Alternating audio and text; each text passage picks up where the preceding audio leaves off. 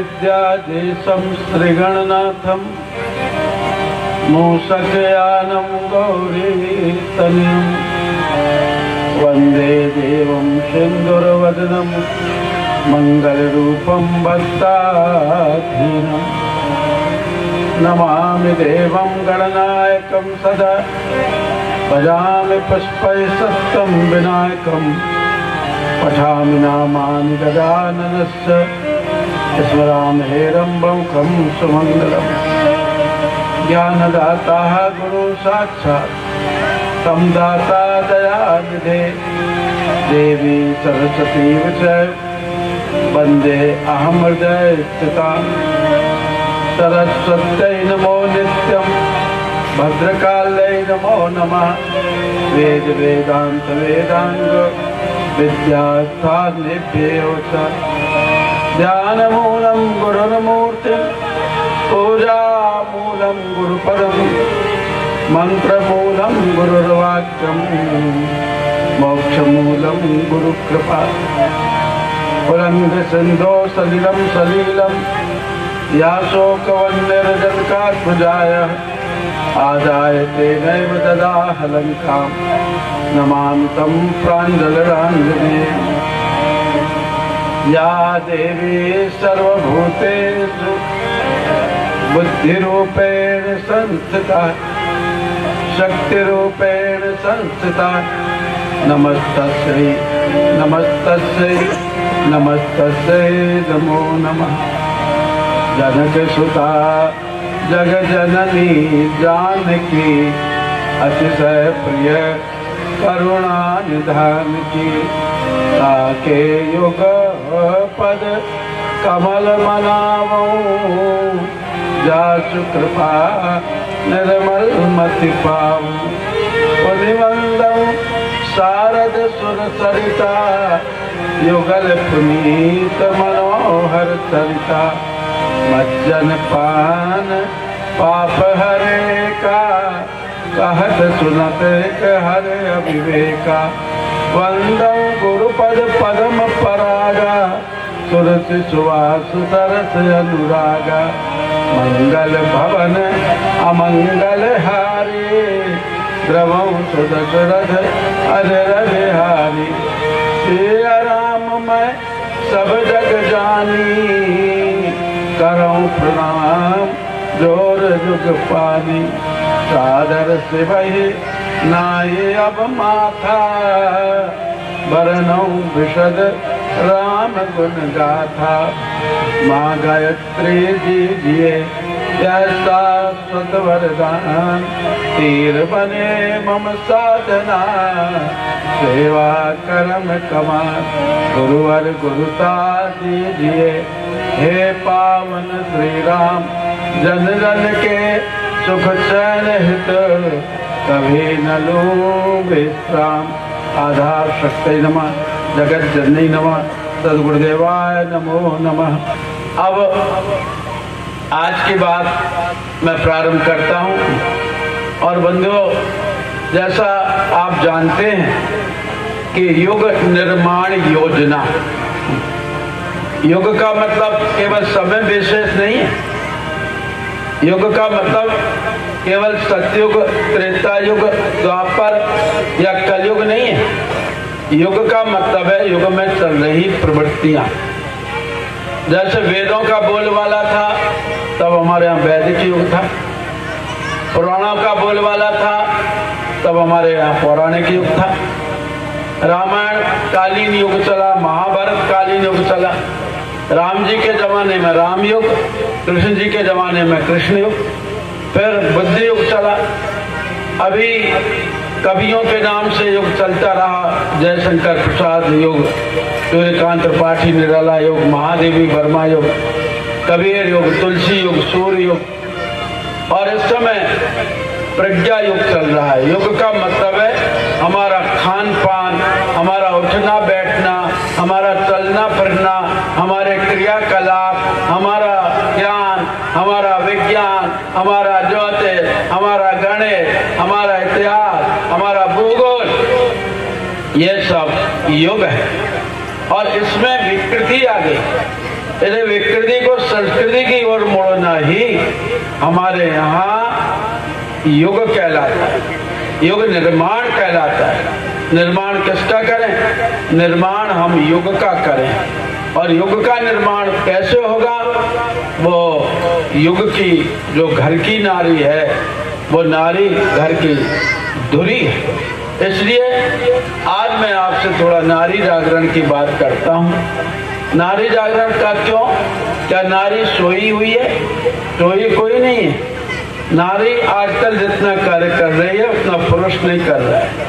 पुरुष तो केवल नौकरी धंधा काम काज कर लेता है, लेकिन घर को कैसे व्यवस्थित करना, कहाँ क्या रखना, क्या चीज घर में मंगाना, उसको कैसे व्यवस्थित रखना, बच्चों को कैसे संभालना, घर की व्यवस्था को कैसे चलाना, व्यवहार नाते रिश्तेदारी विवाह शादी काम काज में कैसे क्या भागीदारी करना, ये सब माता बहनें करती हैं। आज वे अपने गौरव को भूल गई और स्थिति क्या हो गई?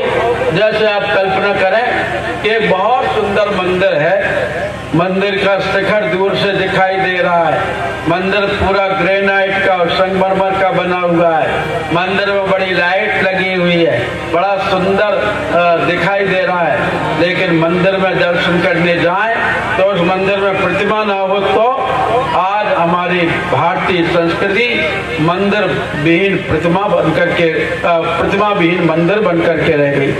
आप एक कल्पना और करें, बहुत बढ़िया झील हो, बहुत बढ़िया किनारे पर बैठने के स्थान हो, चारों तरफ हरियाली दिख रही हो, और उस झील में झांक करके देखें यदि पानी ना हो तो वो झील कहलाएगी क्या? बंधुओं, जैसे बिना प्रतिमा के मूर्ति के मंदिर नहीं कहला सकता, बिना जल के झील नहीं कहला सकती, आज वैसे हमारी भारतीय संस्कृति की स्थिति हो गई। आज हमारी भारतीय संस्कृति, आज हमारी अस्मिता प्रतिष्ठा बिना जल की झील बन करके रह गई।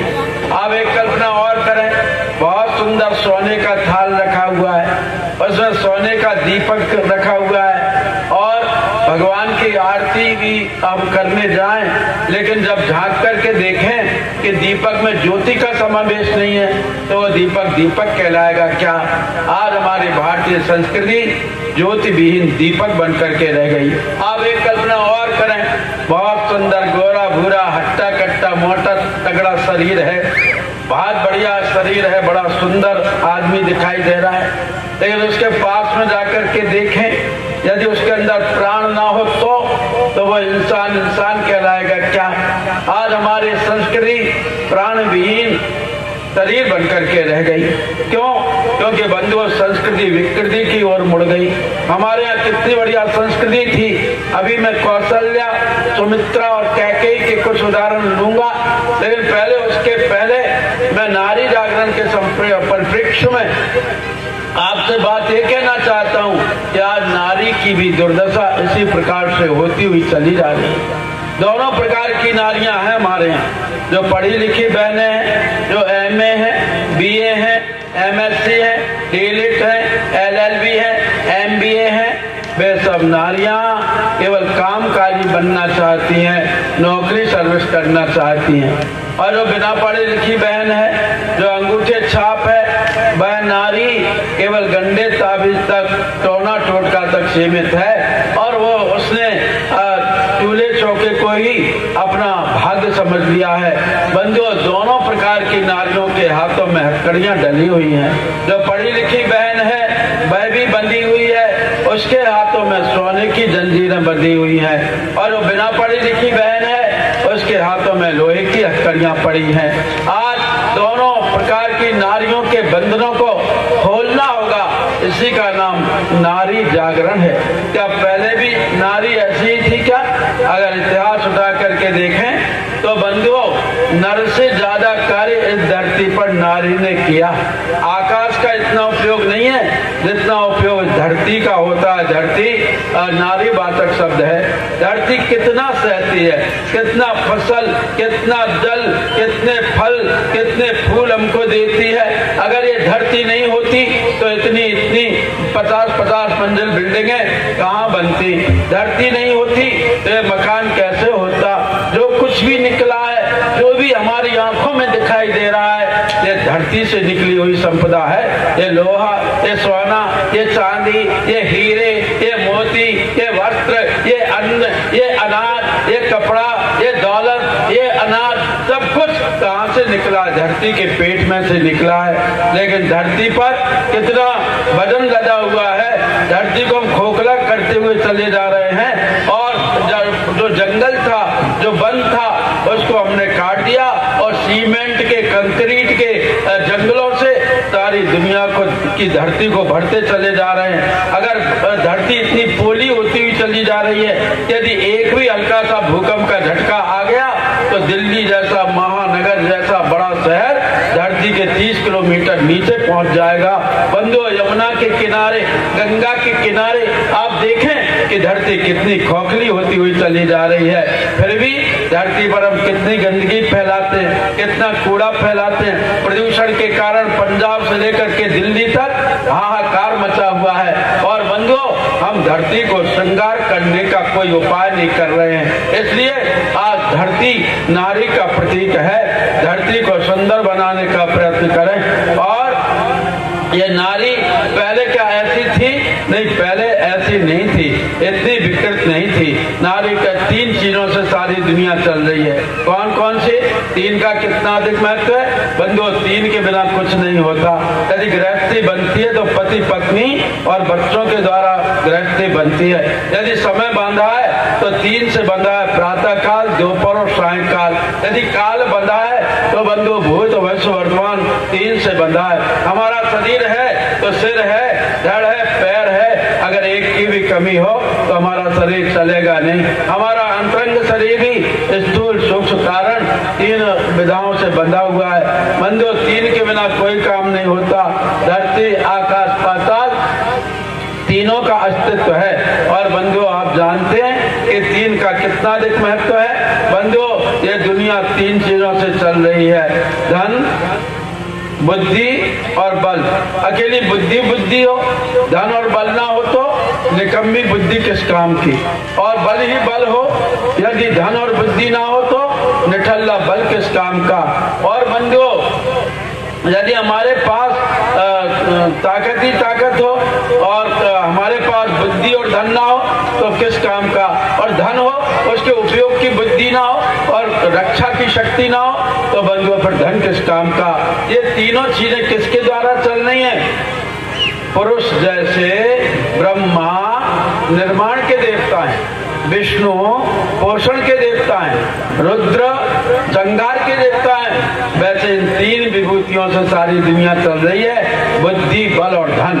और बुद्धि की अधिष्ठात्री कौन है? बुद्धि की अधिष्ठात्री देवी सरस्वती है। सरस्वती स्त्री, नारी। और ताकत की देवी कौन है? ताकत की देवी भी नारी के हिस्से में ही ताकत आई, दुर्गा माता। दुर्गा शक्ति का प्रतीक है, सरस्वती बुद्धि का प्रतीक है और दुर्गा और लक्ष्मी समृद्धि का प्रतीक है। इन तीनों से सारी दुनिया चल रही है। क्या पहले भी ऐसे ही था? नहीं, इनको विकृत बना दिया गया।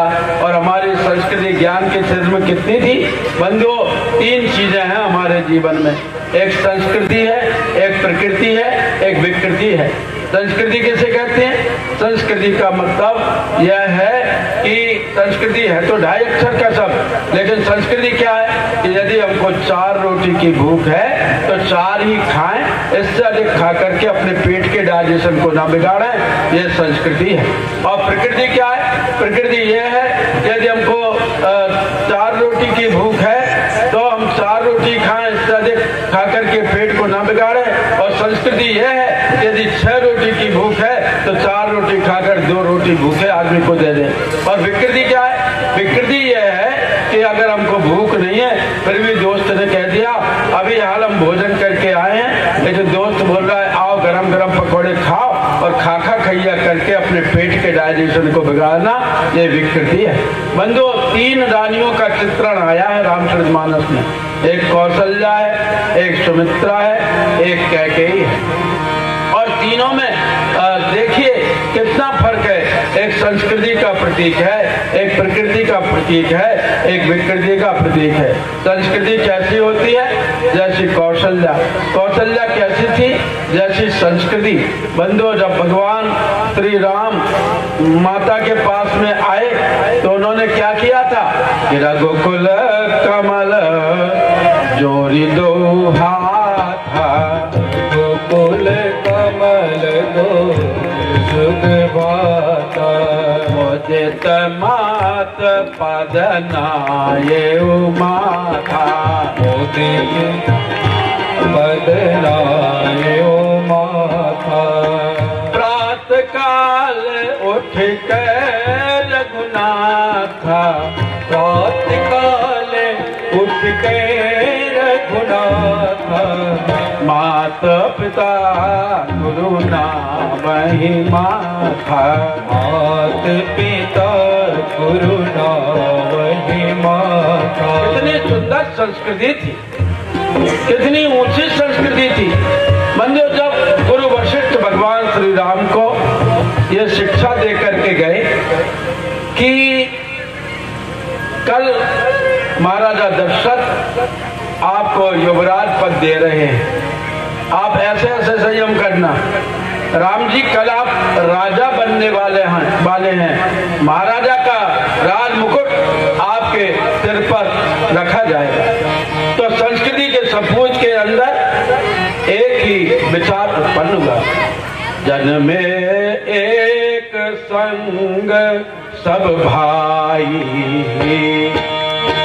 जन में एक संग सब भाई, भोजन बसन के लीला काई, भोजन बचन के गाई, करण वेद उपवीत विभागु, करण वेद उपवीत विभागु, संग संग सब भयउ छाऊ, संग संग सब भयउ छाऊ।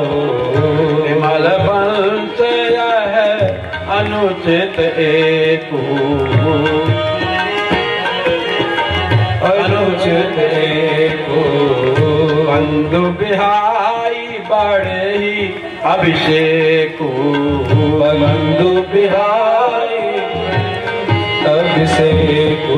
जब गुरु वशिष्ठ ने कहा कि राम जी कल आप राजा बनने वाले हैं, तो राम जी के अंदर सांस्कृतिक चेतना का विचार उत्पन्न हुआ, क्योंकि माता प्रथम गुरु है संतान की। माता जैसा सिखाती है वैसे बच्चा सीखता है। एक दूध बेचने वाला लड़का माता थी, तो उसने कहा बेटे अब मैं नहीं जा पाती हूँ, तू दूध बेचने जाया कर। तो वो लड़का दूध बेचने जाने लगा। अब माँ ने उसको सिखाया, बेटे दूध में थोड़ा पानी मिला लिया कर, इससे प्रॉफिट होगा, फायदा होगा। तो वो दूध में पानी मिलाना सीख गया। दूध में पानी मिलाते मिलाते वो लड़का चोरी करने लगा।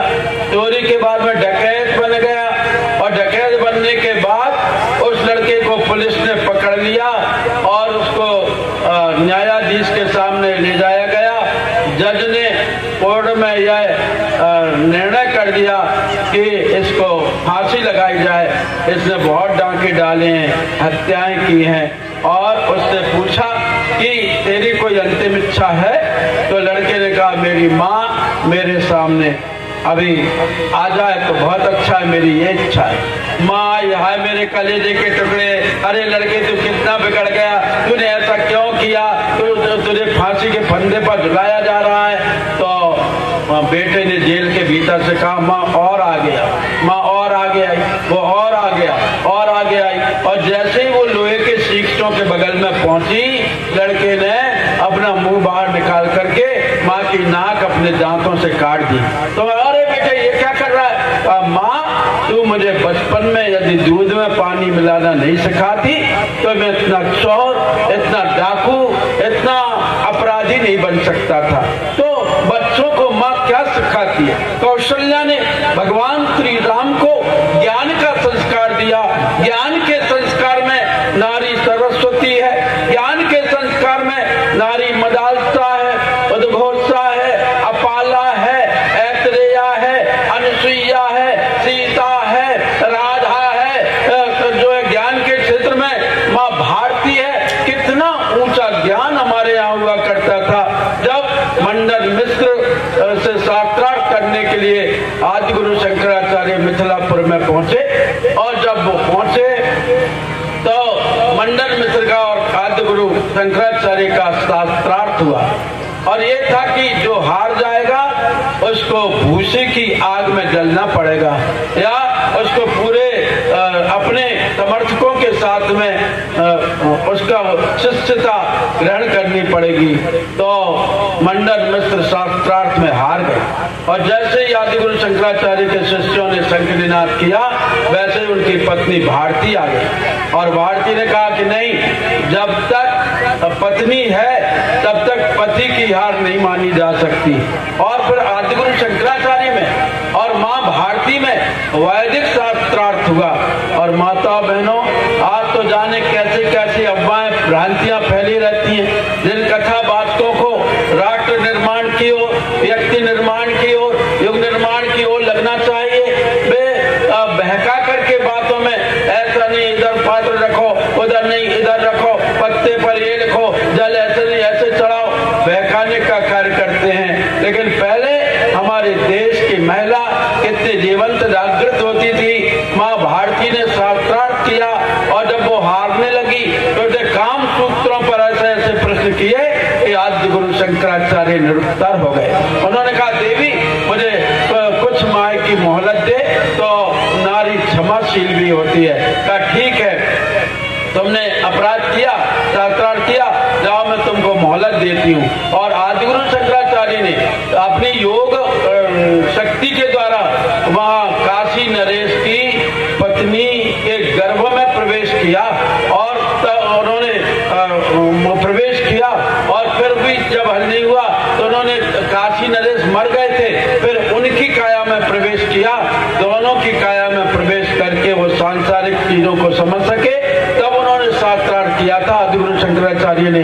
नारी ज्ञान के क्षेत्र में इतनी अधिक थी कि बंधु आज नारी पर प्रतिबंध लगाते हैं कि नारी को फलाना मंत्र नहीं जप सकती, यज्ञ नहीं कर सकती, या ये नहीं होता। अब तो पढ़ा लिखा समाज है, सब कुछ होने लगा। लेकिन पहले नारियों को केवल यज्ञशाला की परिक्रमा मात्र देना होती थी, उन पर प्रतिबंध था कि तुम यज्ञशाला के भीतर यज्ञ नहीं कर सकती। लेकिन हमारे भारतीय संस्कृति में इड़ा ने, त्रिज्या ने मनु महाराज के बीमार हो जाने पर यज्ञों का संचालन किया था। आज शांति कुंज हरिद्वार से हजारों बहनें ब्रह्मवादिनी कन्याओं की भूमिका निभाते हुए, देव कन्याओं की भूमिका निभाते हुए, और नारी जागरण का शंख निनाद कर रही हैं। हमारी बहनें यही हरियाणा की, पंजाब की इतना सुंदर दीप यज्ञ कराती हैं, इतना सुंदर यज्ञ कराती हैं, इतना सुंदर प्रवचन देती हैं, इतने सुंदर गीत गाती हैं कि बंधुओं, आज पुरुष उस सीमा पर उनके आगे टिक नहीं पाता। ज्ञान के क्षेत्र में नारी कितने आगे थी। कौशल्या ने भगवान राम को बनाया, मदालसा ने अपने पुत्रों को बनाया। जब मदालसा के पुत्र हुए तो आज की माताएं बहनें तो बच्चे को झूला झुलाती हैं और लोरी गाती हैं, झूल बाबा झूल, तेरी टोपी में फूल, टोपी फट गई बिखर गए फूल, और जाने कौन कौन सी लोरियां गाई जाती हैं। लेकिन उस समय की नारी अपने बच्चे को झूला झुलाते में गाती थी, मदालसा शुद्धोषि बुद्धोषि निरंजनोषि संसार माया परिवर्तोषि संसार माया तजमोह निद्रा मदालसा वाक्य मुवाच पुत्रम। मदालसा ने अपने 3 लड़कों को साधु बना दिया। जब राजा अलर्क को भी वो साधु बनाने लगी तो इनके पति ऋतुध्वज ने कहा, देवी इस लड़के को तो मेरा उत्तराधिकारी रहने दे। और अलर्क नाम के लड़के को उन्होंने चक्रवर्ती सम्राट बनने का संदेश दिया। ये मैं क्या कह रहा हूँ कि नारी ज्ञान के क्षेत्र में इतनी प्रखर थी कि उसकी तुलना किसी से हो नहीं सकती। मतलब किस किस की बात कहूँ, बहुत सारी बातें हैं, लेकिन मैं तो आपसे ये निवेदन कर रहा हूँ कि माँ जैसी होती है अगर बिना पढ़ी लिखी है तो बच्चे बिना पढ़े लिखे रह जाते हैं, पढ़ी लिखी है तो बच्चे पढ़ लिख लेते हैं। माँ यदि संस्कारवान है, संस्कृति का स्वरूप है, तो बच्चे संस्कारवान बन जाते हैं। इसलिए बच्चों को गीली मिट्टी के समान होते हैं यदि उनको बचपन में संस्कार नहीं दिया गया। मुझे बहुत अच्छा लग रहा है, आपके साथ में छोटे छोटे बच्चे बहुत आए और वो बच्ची वो बच्चा देखो कितने ध्यानपूर्वक सुन रहे हैं। तो इनको किसी भी सांचे में ढाला जा सकता है। आप चाहें तो इनको हाथी के सांचे में डाल दें, आप चाहें तो इनको गधे के सांचे में डाल दें, आप चाहें तो इनको शेर के सांचे में डाल दें, आप चाहें तो इनको लोमड़ी के सांचे में डाल दें। ये तो आपके हाथ में है। इसलिए नारी का ज्ञानवान होना जरूरी है। भगवान श्री राम के अंदर विचार उठा कि जन में एक संग सब भाई और भोजन बसन के लड़काई। हम सारे भाइयों का जन्म एक साथ हुआ, हम भोजन एक साथ करते थे, कपड़े एक से पहनते थे। तब अगर राम जी निकल जाएं और पीछे से भरत निकले तो लोग पहचान नहीं पाते थे कि राम जी निकल गए या भरत जी पास में से निकल गए कि भरत राम ही की अनुहारी और सहसा लख न सकहीं नर नारी। तो राम और भरत दोनों का स्वभाव ऐसा एक सा था। और लक्ष्मण और शत्रुघ्न का कि लखन शत्रुसूदन एक रूपा और नख सुखते तब अंग अनूपा। लक्ष्मण और शत्रुघ्न एक से थे। तो माता बनाती है, माता निर्माण करती है। भगवान राम सोच रहे हैं कि हमारा जन्म एक साथ हुआ, हमने भोजन बसन केली लड़काई, बचपन की क्रीड़ाएं एक साथ की, करण में हमारा कंछेदा एक साथ हुआ, हमारा जनेऊ एक साथ हुआ, हमारा मुंडन एक साथ हुआ, हमारा विद्यारंभ एक साथ हुआ। और तो और सामूहिक विवाहों की परंपरा भगवान राम के जमाने से चली। चारों भाइयों का विवाह एक साथ हुआ। लेकिन राम जी के अंदर कौन सा विचार उठा? अगर ऐसा विचार आज के भाइयों के अंदर हो, अगर एक भाई का बड़े बढ़िया कोठी बन गई, एक की नहीं बन पाई तो दुश्मनी पाल लेते हैं और मुकदमे चलने लगते हैं। लेकिन बंधुओं, उस जमाने में कितना सुंदर था कि राम जी कह रहे हैं कि ये क्या हो रहा है, अकेले मुझे राज मिल रहा है, ये बेमल बंश है अनुचित एको और बंधु बिहाई बड़ी अभिषेक। ये क्या हो रहा है कि सारे भाइयों को छोड़कर और केवल मुझे केवल राज मिल रहा है। बंधुओं, राम जी के अंदर कितना सुंदर ये प्रश्न उठा। और जब राम जी ने सुना कि नहीं नहीं नहीं मुझे राज्य नहीं मिल रहा है, मुझे तो 14 वर्षों का वन मिल गया, तो राम जी को खुशी कितनी अच्छी हुई कि नौ गयंद रघुवीर मन राज अलान समान छूट जाई वन गवन सुन और आनंद अधिकार।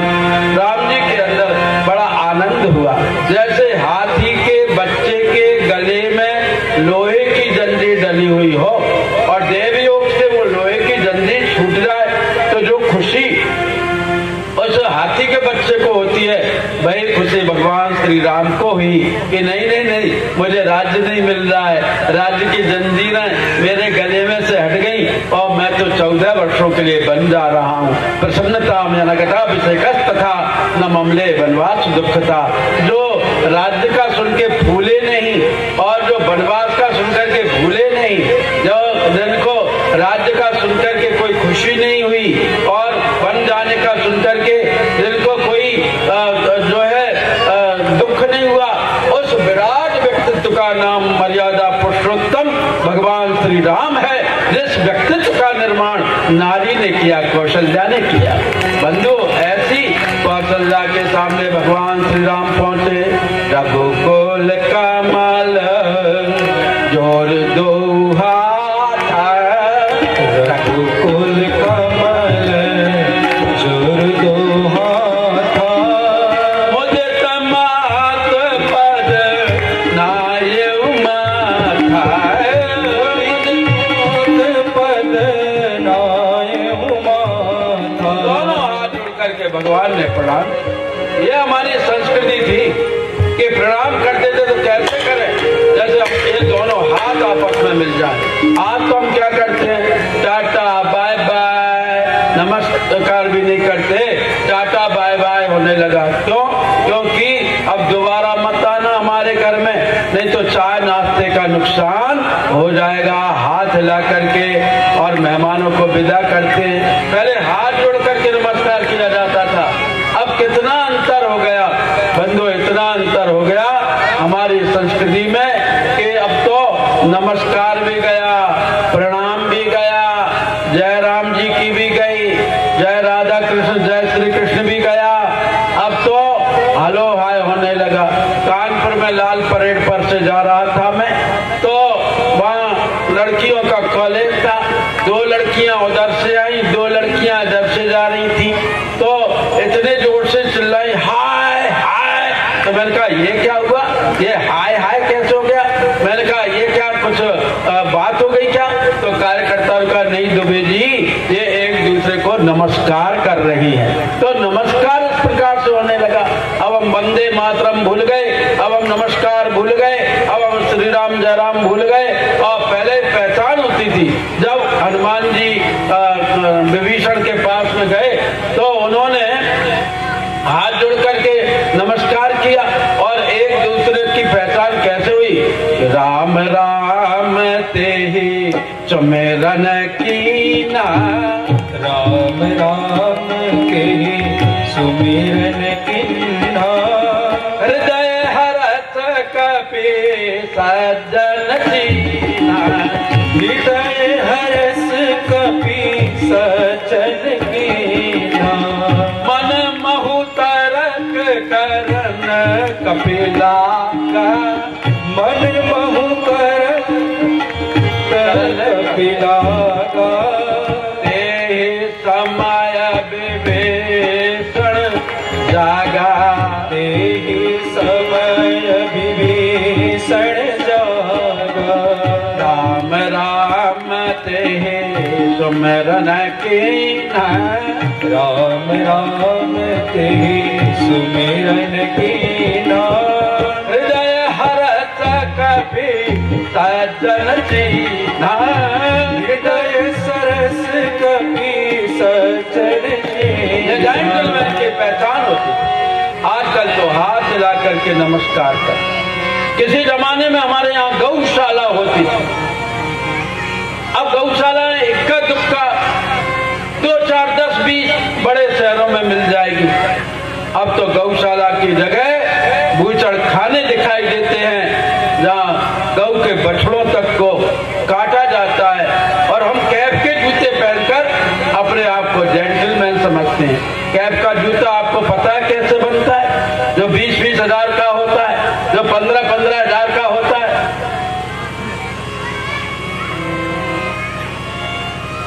जो बंधुओं गाय के कोमल बछड़े पर खौलता हुआ पानी गिराया जाता है, और फिर उससे कसाई चिमटा वो चमड़े की चिमटी मारकर उसकी खाल को उधेड़ता है। उसकी कोमल चमड़ी से जो जूते बनते हैं उसको हम वो जूते कहते हैं कि बड़े महंगे हैं, बड़े ब्रांडेड हैं। और बंधुओं आज गौ का जो वंश है, बैल हो, बछड़ा हो, बछिया हो, गौ हो, ये सब खत्म होते हुए चले जा रहे हैं। पहले हमारे यहाँ गौशाला बनती थी, आज बूचड़ खाने बन रहे हैं। पहले धर्मशाला बनती थी, अब मधुशाला बन रही है।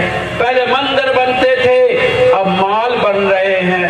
पहले देवालय बनते थे, अब होटल बन रहे हैं। पहले शिवालय बनते थे, अब मंदिरालय बन रहे हैं। पहले घर के बाहर लिखा रहता था फलाना परिवार आपका स्वागत करता है, गुप्ता परिवार आपका स्वागत करता है, दुबे परिवार आपका स्वागत करता है, आइए, आते जाते को राम राम। लेकिन आजकल बंगलों के बाहर लिखा रहता है कुत्तों से सावधान। बंधुओं पहले हमारे यहाँ लिखा रहता था आइए आपका स्वागत है, लेकिन अब वार्निंग दी जाती है संभल करके आना, इस घर में कुत्ते रहते हैं। आज ऐसा होने लगा। बंधु आज हम कहाँ चले गए? अब पहले जब भजन कीर्तन होता था तो सिर मटकता था, आज कैबरे ट्विस्ट डांस होता है, हमारी कमर मटकती है। हमारी संस्कृति कहाँ चली गई? बंधु आज जब मैं बैंड वालों के सामने घर की महिलाओं को नाचते हुए देखता हूँ तो मेरा सिर सर्व से झुक जाता है।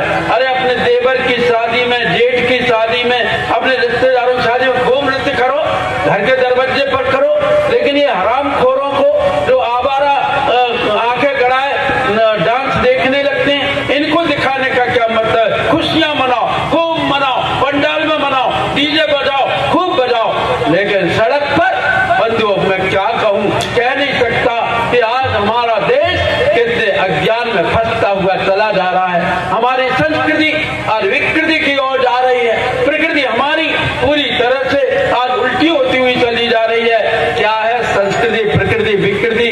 मुझे प्रवाह बन गया था मेरा, लेकिन अब निर्देशक संचालक जी का आदेश है कि 2 मिनट को मुझे रोकना पड़ेगा, क्योंकि एक तो वीआईपी जो मुख्य हमारे अतिथि होते हैं वो बड़ा मुश्किल से समय निकाल के आते हैं। आ गए तो हम उनको बंधन में नहीं बांधना चाहते, इधर उनका स्वागत होगा, उसके बाद में वो जब जाएंगे तो उसके या बैठे रहेंगे, शांति से जाएंगे, तब मैं अपनी बात आगे बढ़ाऊंगा। आज मैं आपको पूरी बात बताने वाला हूँ कि ज्ञान, शक्ति और धन के क्षेत्र में नारी कितनी प्रखर थी।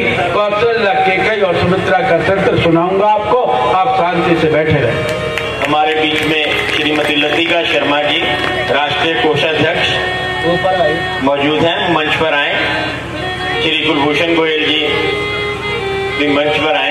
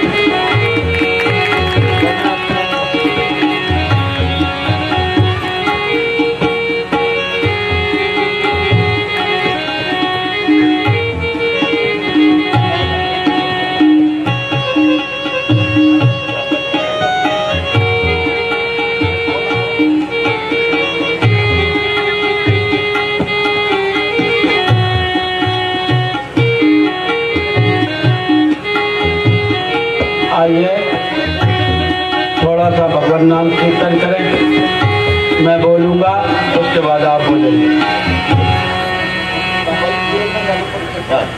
श्री कृष्ण लांबा जी, चेयरमैन नगर परिषद पिंजौर और कालका।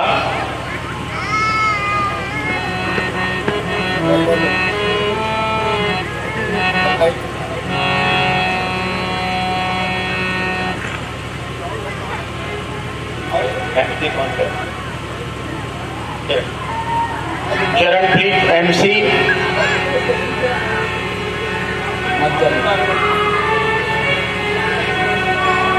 हो गया?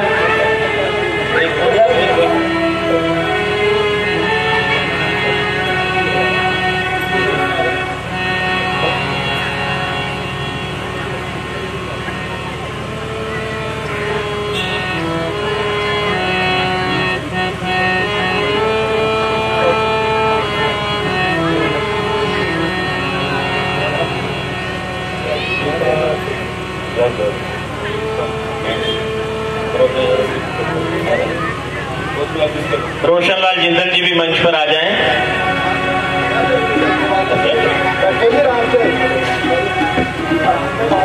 भैया बीच में तो नहीं रोकेंगे।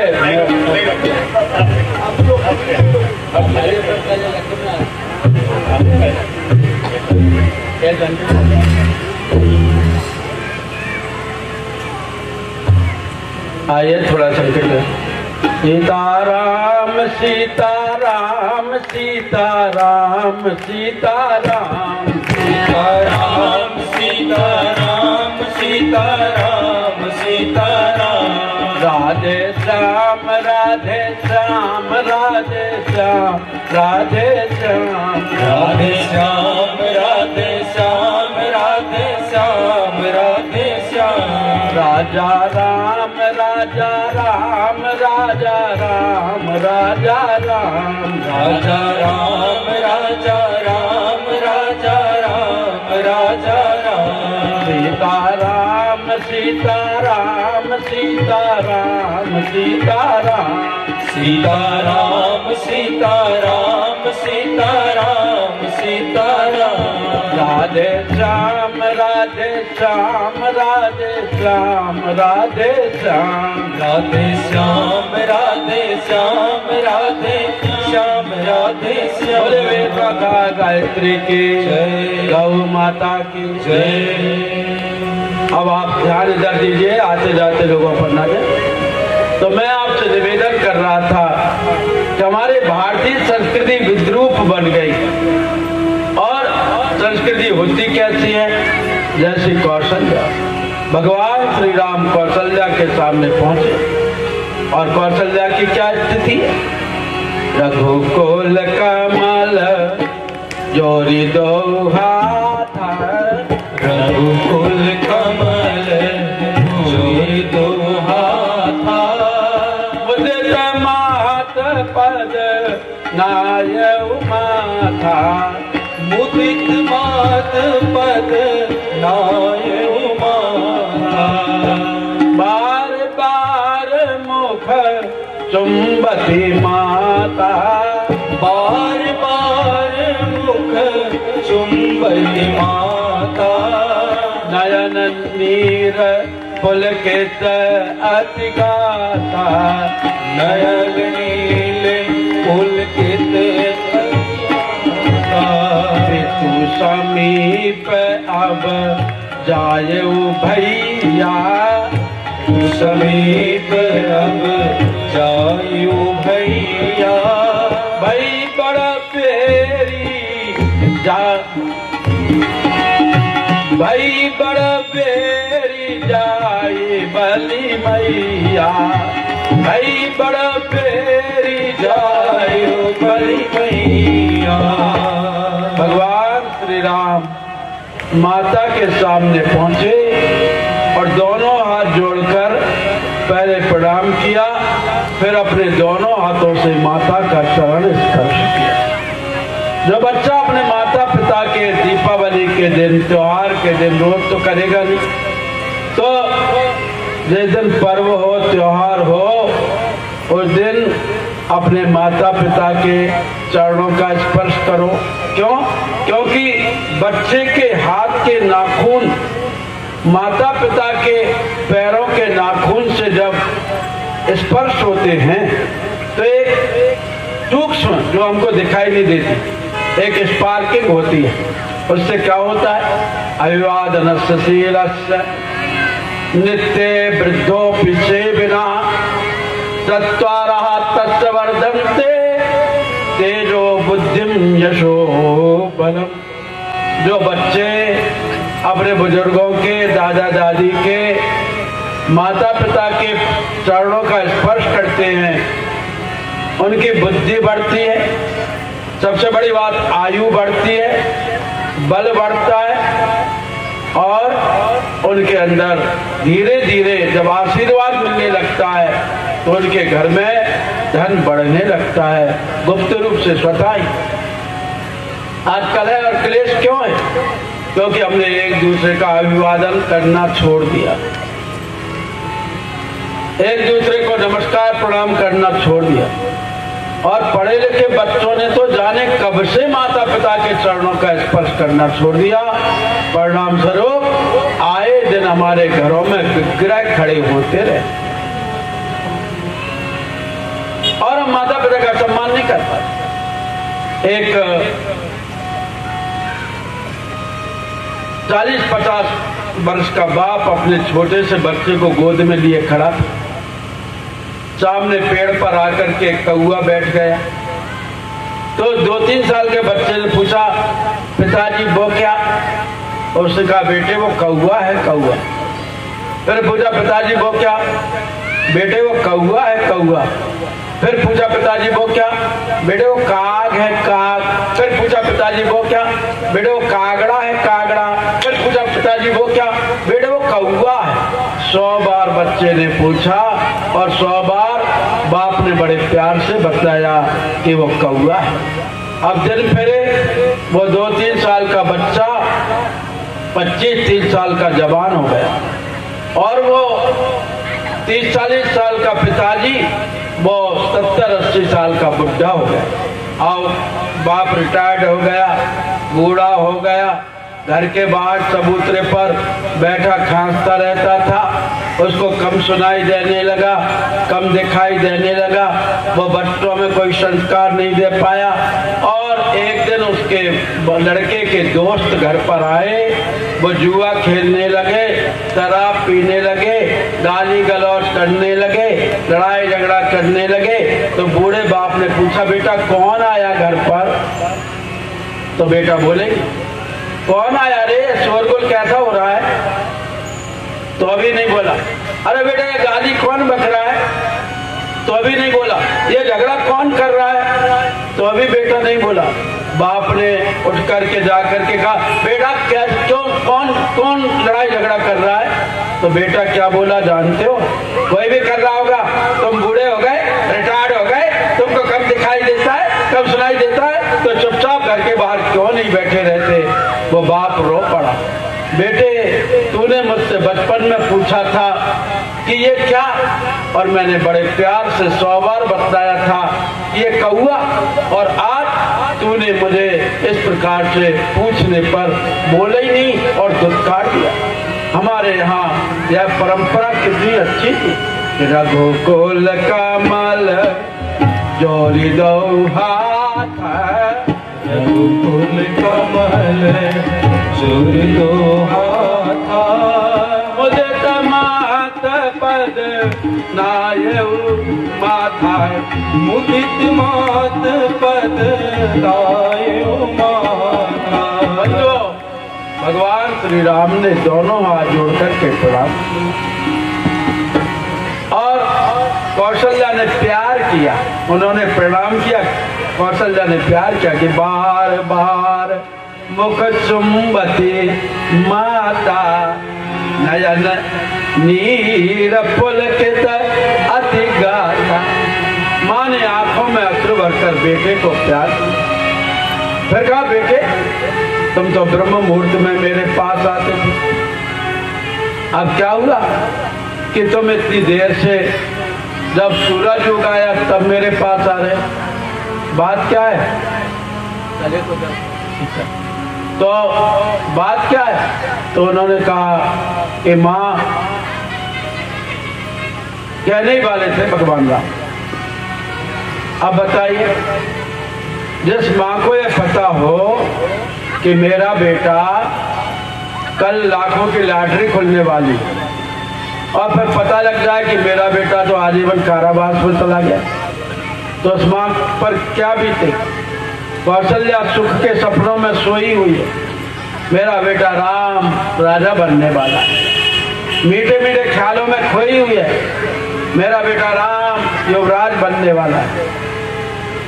माँ आनंद में डूबी, माँ को पता ही नहीं कि कोप भवन में क्या हो गया।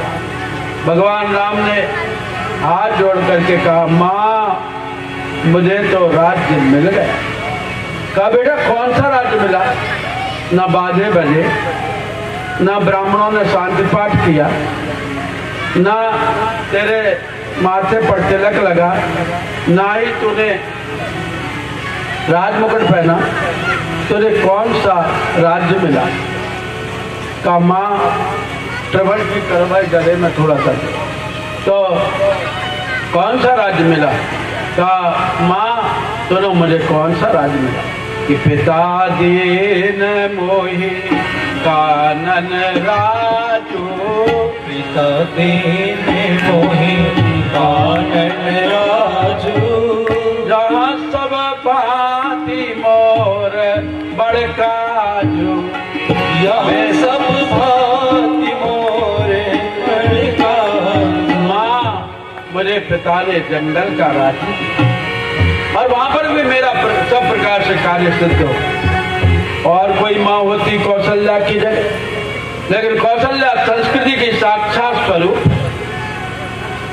कितना सुंदर उनका चरित्र है, कितनी गंभीर है। आज तो माता बहने थोड़ा सा ही ऐसा उनको लगे कि हमारी बात नहीं मानी या हमारा अपमान हो गया तो आत्महत्या के लिए तैयार हो जाए, तो घर से झगड़ा करने के लिए तैयार हो जाते। लेकिन माँ कौशल्या संस्कृति की स्वरूप। वो चाहती तो राम इतने लोकप्रिय थे कि अयोध्या में गृह युद्ध करा सकती थी। वो चाहती तो राजा दशरथ का गला पकड़ ले। कौशल्या चाहती तो कैकेयी से जाकर के झगड़ा कर सकती। लेकिन माँ कौशल्या संस्कृति की साक्षात स्वरूप। संस्कृति कैसी होती है? जैसे भारत माता। संस्कृति कैसी होती है? जैसे गौ माता। संस्कृति कैसी होती है? जैसे गंगा माता। संस्कृति कैसी होती है? जैसे धरती माता। वैसे ही कौशल्या का स्वरूप। कौशल्या के सामने दो प्रश्न चिन्ह लगे। धर्म स्नेह उभय मति घेरी। धर्म स्नेह उभय मति घेरी। भई गति सांप छछूंदर के। भई गति सांप छछूंदर के। बंधु कौशल्या की स्थिति ऐसी हो गई। एक और धर्म है, एक और स्नेह, एक और पति का वचन है, एक और पुत्र का वात्सल्य, एक और कर्तव्य है, एक और मोह है। अब कौशल्या किसको महत्व? कौशल्या की स्थिति ऐसी हो गई कि धारा में स्नेह ओ भय मत घेरी कि भई गति सांप छछूंदर केरी। जैसे सांप के मुंह में छछूंदर चली जाए तो सांप को दोनों प्रकार से हानि होती है। चूहा समझ करके कभी कभी सांप छछूंदर को मुंह में रख लेता है। अब सांप अगर छछूंदर को निगले तो अंधा हो जाता है, निगले तो मर जाता है, और उगले तो अंधा हो जाता है। अब सांप क्या करे? दोनों तरफ से मरने वाला। कौशल्या के सामने भी दो प्रश्न चिन्ह लग गए। धर्म स्नेह उभय मति घेरी। धर्म स्नेह उभय मति घेरी। भय गति सांप छछूंदर केरी। भय गति सांप छछूंदर केरी। बाहोरे समुझतिया धर्म शयानी। बहुरे समझ सिया धर्म शयानी। राम भरत दो सुत समझानी। राम भरत दो सुत समझानी। चतुर गंभीर राम महतारी।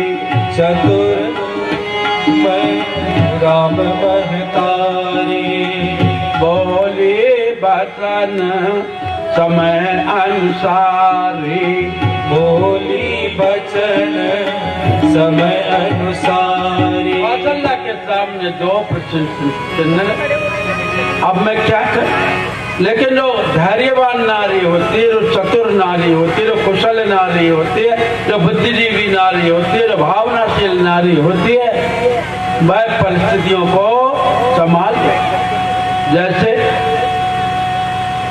एक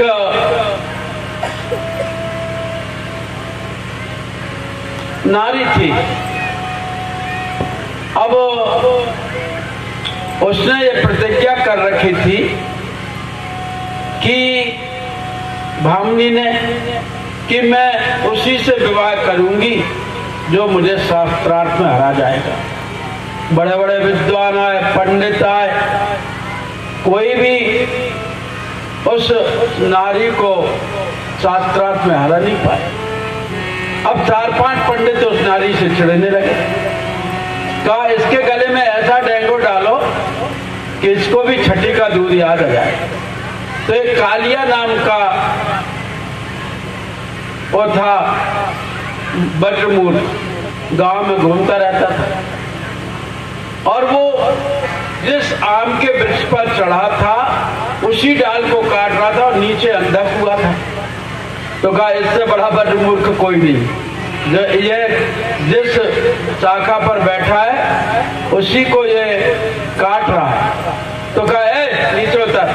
तो पढ़ा लिखा आदमी से बिना पढ़ा लिखा आदमी डरता भी है, तो वो नीचे उतरा। कहा क्या बात है, चल हम तेरी शादी करा दे। शादी? तो उसको अच्छा लगा सुन करके। कैसे? बस तू बोलना मत, हम छिपे रहेंगे, हमारी तरफ कनखियों से देखते रहना और वो सामने वाली जैसे जैसे इशारे करे उसके दुगने इशारे तू करते जाना, भूल जा तो हमारी तरफ देख लेना। अब तो वो कालिया गया और भामनी के सामने खड़ा हो गया। उसने कहा ये मौनी महाराज है, बोलेंगे नहीं, मौन होकर के शास्त्रार्थ करेंगे। हाँ ठीक है। उसने रत्नावली ने, जिसको भामनी कहते थे, उसने एक उंगली बतलाई। तो इस बद्रमूर्ख ने यह समझा कि ये लड़की मुझे डांट रही है, एक उंगली बता दी। तो इसने 2 उंगली बतलाई। इसके कहने का मतलब ये था कि तूने मुझे डांटा तो मैं तेरी दोनों आंखें फोड़ दूंगा। लेकिन उसने, भामनी ने यह समझा कि ये कह रहा है कि मैंने कहा ब्रह्म एक है, तो ये कह रहा है कि नहीं, परमात्मा जीवात्मा ये 2 होते हैं और दोनों के बिना दुनिया नहीं चलती। तो उसने 3 उंगली बतलाई रत्नावली ने कि नहीं, जीवात्मा परमात्मा के बीच में माया भी होती है। लेकिन इस बद्रमूर्ख ने समझा कि ये कह रही है कि तू मेरे दोनों आंखें फोड़ेगा तो मैं भी तेरी दोनों आंखें फोड़ूंगा, तू फोड़ूंगी और तेरे मुंह में उंगली घुसा दूंगी। तो इसने 5 उंगली बतलाई। इसका कहने का मतलब ये था कि 5 तत्वों से, 5 तन्मात्राओं से, 5 ज्ञानेंद्रिय, 5 कर्मेंद्रियों से दुनिया बनी। तो इस बद्रमूर्ख ने यह समझा कि ये कह रही है कि मैं तुझमें थप्पड़ लगाऊंगी। तो उसने, लड़की ने ऐसे मुट्ठी बांधी और उसका कहने का मतलब ये था, नहीं, लड़की ने दोनों 10 उंगली बतलाई। उसका कहने का मतलब था कि 10 दिशा में परमपिता परमात्मा है। तो इसने, लड़के ने सोचा कि ये कह रही कि तू मुझे एक थप्पड़ मारेगा, मैं तुझमें दोनों थप्पड़ मारूंगी। तो उस कालिया ने मुट्ठी बांध करके और मुक्का बताया। उसका कहने का मतलब था कि तू थप्पड़ मारेगी तो मैं मुक्का मारूंगा। लेकिन इस लड़की ने सोचा कि ये कह रहा है कि एक परमात्मा से सारी दुनिया पैदा होती है और एक ही परमात्मा में लय हो जाती है। ये केन प्रकारेण भामनी वो शास्त्रार्थ में पराजित हो गई। और जब ये कालिया आया और उसने राजमहल में देखा, वरण कर लिया उसका, तो रावण का चित्र लगा, वो रावण रावण कहने लगा। तो अरे इसको तो बोलना भी आता है, लेकिन ये तो भाषा भी सही नहीं बोल रहा है, व्याकरण भी नहीं जानता। हे भगवान, मेरी किस्मत में कितना बदमूर्ख पति बदा था। बदमूर्ख सुनकर के पत्नी ने भी ऐसा कह दिया तो वह कुएं में कूदने जाने लगा। वो रत्नावली पीछे पीछे गई और उसने कालिया को पकड़ा। क्या करते हो? कहा तुमने भी मुझे बदमूर्ख कह दिया, मैं कुएं में गिर करके आत्महत्या करना चाहता हूँ। तो उसने, रत्नावली ने कहा कि तुझे दिखाई नहीं दे रहा है ये पत्थर पर निशान? का ये पत्थर पर निशान किस बात के? का कोमल रस्सी के खींचते खींचते जब पत्थर में निशान पड़ सकते हैं तो तुम्हारी बुद्धि तो पत्थर नहीं है, तुम्हारा मन तो पत्थर नहीं है, तुम्हारा दिमाग तो पत्थर नहीं है, तुम भी मेरी प्रौढ़ पाठशाला में पढ़ो। और रत्नावली ने उसको अपना पढ़ाना शुरू किया और प्रौढ़ पाठशाला में पढ़ते पढ़ते पत्नी ने परिस्थिति को संभाला और और वही कालिया कौन बन गया? वो कालिया कालिदास बन गया, जिसने संस्कृत के इतने सुंदर नाटक और ग्रंथ लिखे कि कोई लिख नहीं सका। नीतिकारों ने कहा कि पुष्पेषु चंपा नगरी सुलंका नदीषु गंगा नरेशु रामा, और उन्होंने कहा पुरुषेश विष्णु कभी कालिदासा, कभी में अगर कोई है तो कालिदास, जिसने संस्कृत में कविताएं लिखी। बंधुओं, नारी चाहे तो परिस्थितियों को संभाल सकती है। कौशल्या के सामने भी प्रश्न लग गए कि धर्म सने है ओ भय मत घेरी, धर्म सने है ओ भय मत घेरी, भय गति साप छछूंदर केरी, भय गति सांप छछूंदर केरी, बाहरे मुझे दिया धर्म सयानी, सिया धर्म सयानी, राम भरत दो सुत समझानी, राम भरत दो सुत समझानी, जो केवल पितु आय सुताता, जो केवल पितु आयुष दाता, और जनि जाहु जान बड़ी माता, तो जन जाहु जाने बड़ी माता। कौशल्या ने कहा बेटे मैं तेरी माँ हूँ, और केवल पिता ने आज्ञा दी हो तो माँ का स्थान बड़ा है। मैं तुझे आज्ञा देती हूँ कि तू वन को मत जा, जो केवल पितु आय सुताता, तो जनि जाहु जान बड़ी माता। तुम माँ का स्थान ऊंचा समझ करके वन को मत जाओ। माँ का स्थान बड़ा क्यों है? क्योंकि आप मात्रा देखें तो पिता में 3 मात्राएं हैं, पी छोटी है और ता। माता में 4 मात्राएं, माँ ता। भाई में 2 अक्षर हैं, 1 कदम आगे नारी भाई, और बहन में 3 अक्षर हैं। बंधु पति 2 अक्षर हैं, लेकिन पत्नी नी बड़ी है, 1 मात्रा ज्यादा है। भरता भार्या 1 अक्षर, नर न नारी 2 मात्राएं ज्यादा है। क्यों ज्यादा है? क्योंकि कौशल्या ने कहा बेटे 1 मात्रा नारी में शक्ति की ज्यादा है, क्योंकि जितनी देवियां हैं उनका स्थान ऊंचा है। आप शंकर जी के मंदिर में जाएं, आप महाकाल जाएं, आप ओंकारेश्वर जाएं, आप कहीं भी जाएं, रामेश्वरम जाएं, तो शंकर जी के गर्भगृह सीढ़ी से नीचे उतर करके जाना पड़ता है। और आप किसी देवी पर जाएं, नैना देवी जाएं, दुर्गा देवी जाएं, मनसा देवी जाएं, आप चंडी देवी जाएं, आप वैष्णो देवी जाएं, तो वो पहाड़ों वाली होती है, वो ऊंचाई पर होती है। इसे बेटे माँ का स्थान ऊंचा है। अगर पिता ने तुमको बन जाने को कहा है तो तुम वन को मत जाओ, क्योंकि 1 मात्रा नारी में ज्यादा है कि जो केवल पितु आय सुताता, तो जनि जाहु जान बड़ी माता। माता का स्थान ऊंचा। तब कहा क्यों है? जब पुरुष दुनिया के हर काम कर सकता है, इसलिए नारी का स्थान ऊंचा। पुरुष मौका लगने पर आप देखते हैं विवाह शादियों में नारियां भोजन नहीं बनाती, हलवाई आता है तो पुरुष बढ़िया से बढ़िया खाना बना सकता है। कभी कभी मैडम कह दे कि आज तो हमारे सिर में दर्द है और बच्चे का टिफिन तुमको तैयार करना, ब्रेकफास्ट भी तुमको तैयार करना है, तो पुरुष इतने बढ़िया बढ़िया आलू के पराठे बनाता है, गोभी के, मूली के, कि नारी भी नहीं बना पाती, ब्रेकफास्ट तैयार करता है। कभी कभी पुरुष इतना बढ़िया चाय बनाता है, स्ट्रॉन्ग चाय, बढ़िया कड़क चाय, कड़क मीठी, कि नारी भी नहीं बना पाती। तो पुरुष हर काम कर सकता है, नाश्ता बना सकता है, खाना पका सकता है, मौका आने पर झाड़ू भी लगा सकता है, मौका आने पर पोछा भी लगा सकता है, मौका आने पर सिंक में रखे हुए बर्तन भी धो सकता है, कमाने भी जाता है, बिजनेस भी करता है, राजनीति भी करता है। पुरुष हर काम करता है, पुरुष सब काम कर सकता है, लेकिन एक काम पुरुष नहीं कर सकता। वो कौन सा?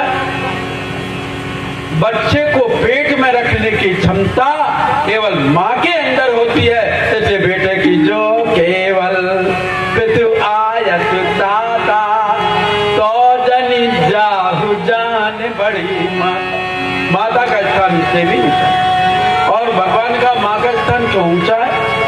तो कौशल्या ने कहा, जब देवताओं का वर्णन आया कि धरती पर सबसे बड़ा देवता कौन सा है, तो वेद बोला कि मातृ देवो भाव, सबसे पहला देवता माता है। माता ठंड में पड़ी रहती है, बच्चे को उड़ाती है। माता गीले में पड़ी रहती है, बच्चे को सूखे में सुलाती है। माँ तो बासा कुसा कैसे भी खा लेती है। हमारा भतीजा कहता था कि नारियों का पेट तो कूड़ादान है, जो भी बचा खुचा है, जो भी बासा कुसा है, जो भी शेष रह गया, पति का जूठा हो चाहे बच्चों का जूठा हो, महिला खुद खा लेती। तो माता का स्थान बहुत ऊंचा है। इसलिए माता कितने संघर्ष सहती है, बोलो। पति के वचनों को सहे, बच्चा कुछ भी कह जाए तो सहे, बेटी ने कुछ कह दिया तो सहे, बहू कुछ कह रही तो सहती है, सास कुछ कह रही तो सहती है। दिन भर बिना वेतन की नौकर जैसी काम करती रहती है। पूरा घर को सजाना, घर को जमाना, खाना पकाना, मेहमान आ गए तो वो नंद अपने पति के साथ में आ गए तो फिर उसका स्वागत, कोई और तो साड़ू आ गए तो फलाने रिश्तेदार आ गए तो उनका स्वागत, चार दोस्त आ गए, पति तो हुक्म चला देता है इधर प्याज के पकौड़े बनाना, मेरे दोस्त आने वाले हैं, तो बेचारी पकौड़े बनाने में लग जाती है। इसलिए बेटा माता प्रथम गुरु है, मातृदेवो भाव, दूसरा पितृदेवो भाव, तीसरा देवता आचार्य देवो भाव, चौथा देवता अतिथि देवो भाव। तो सबसे बड़ा देवता कौन हुआ? सबसे बड़ा देवता माता है, जो केवल पितु आयसु दाता तो जनि जाहु जान बड़ी माता। और माता बड़ी क्यों है? क्योंकि यदि पुरुषों के नाम स्त्रीवाचक होते हैं तो पहले स्त्री का नाम आता है, सीता, राम, राधे, श्याम, लक्ष्मी, नारायण, वाणी, हिरण्यगर्भ, गौरी, शंकर, भवानी, शंकर, जितने भी नाम, गंगा नंदन, कौशल्या, किशोर, यशोदा, नंदन।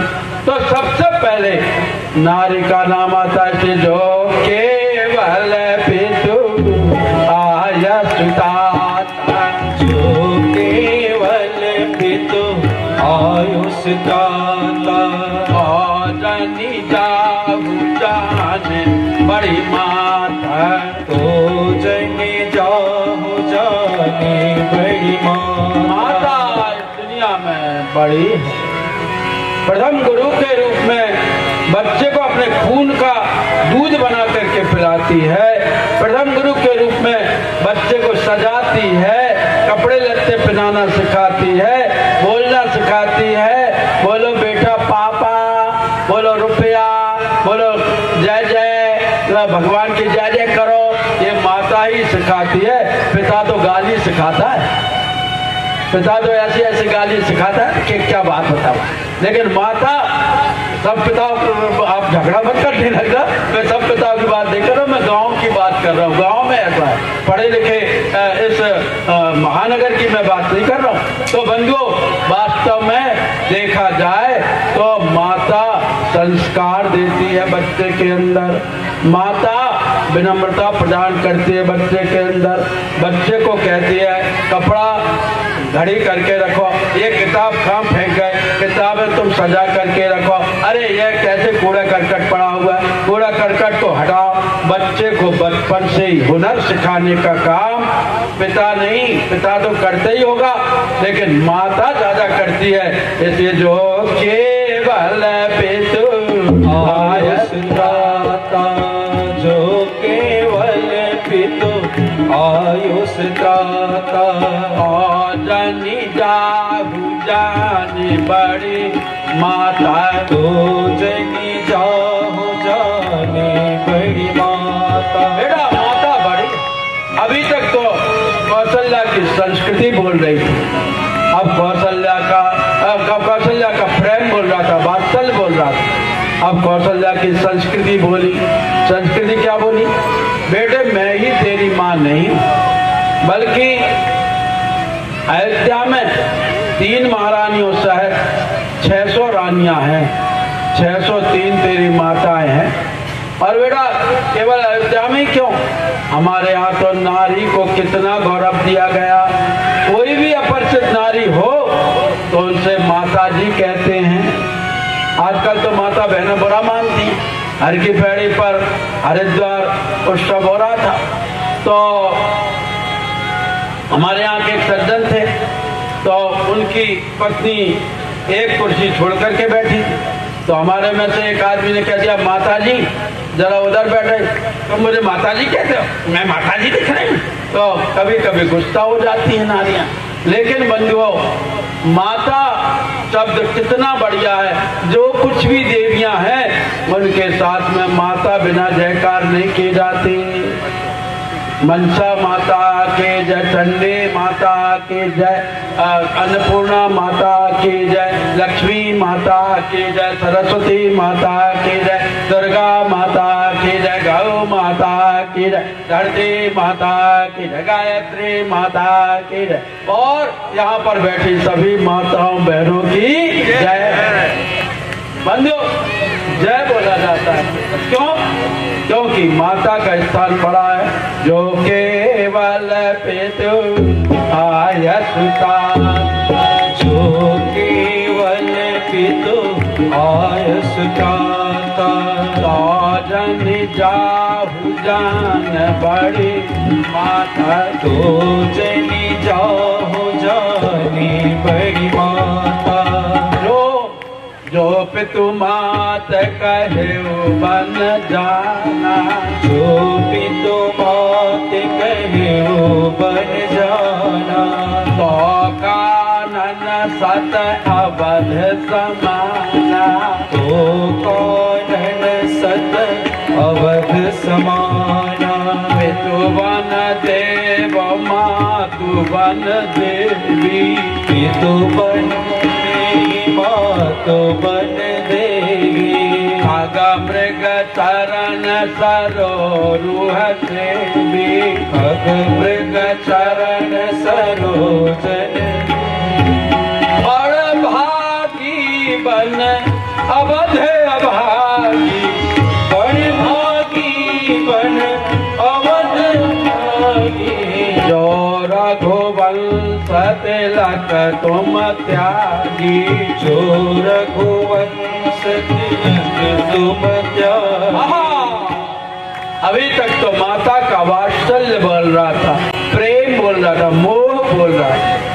लेकिन संस्कृति क्या बोली कि बेटा केवल मैं ही तेरी माँ नहीं, अयोध्या में जितनी रानियां हैं वो तेरी माँ है।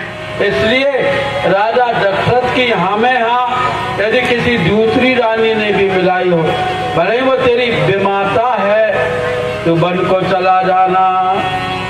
और माता ने कह दिया था कि जो केवल पितु आयसुता, तो जन जाहु जान बड़ी माता। जो पितु मात कहो बन जाना, तो कानन सत अवध समाना। पितु बन देव मातु बन देवी, और खग मृग चरण सरोज।